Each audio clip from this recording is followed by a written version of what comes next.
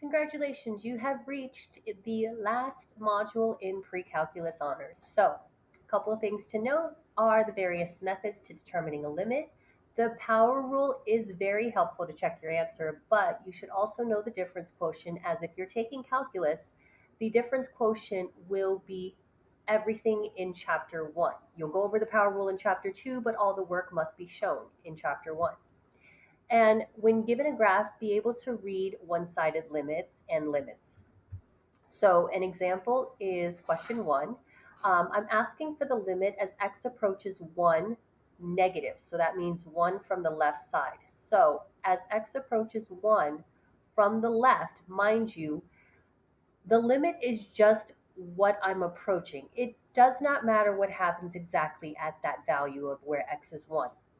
So as I get closer and closer to where x is 1, following this graph, where am I headed towards? Well, I'm headed towards where y is 4. So the limit as x approaches 1 from the left is equal to 4.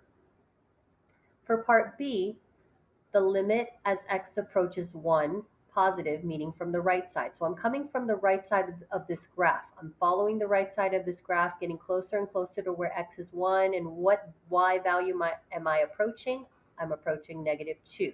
Again, it doesn't actually matter what happens specifically at that point. The limit is what happens as I approach. So that would be negative 2. And then part C, if you don't have a negative or a positive after as x approaches 1, that means that from the left and the right, they should be approaching the same number, which we see in part A and B. They are not. So what happens if they're approaching two different values from the left and the right, but I'm asking for the limit as x approaches just 1? It does not exist. The limit does not exist. And the next one has nothing to do with the limit. It's just what is f of x when x equals to 1. So what is the y value? Because that's what f of x represents, a function of x. What's the y value when x is 1? Well, at that point, it would be 4. Why wouldn't it be negative 2? Because there is an open circle there. So that's not what it equals to. A limit is what it approaches, but this is just what f of x or y is when x equals to 1. Now, again, you can use the power rule to check your work, but it is good to know the difference quotient. So given a position of 7t plus 15, I'm asking you to find the instantaneous velocity, which is also the derivative of position. So in order to do that,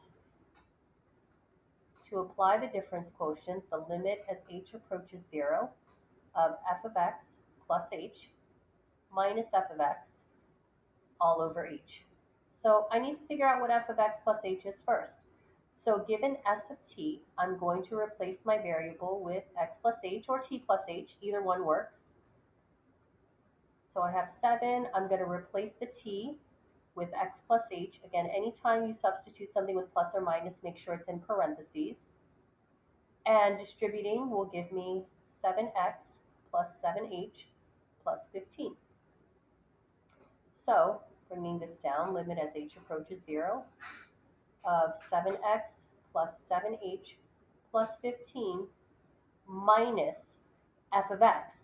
Again, f of x is the function given as the position. Since I changed everything in terms of x instead of time, I'm going to just keep that consistent.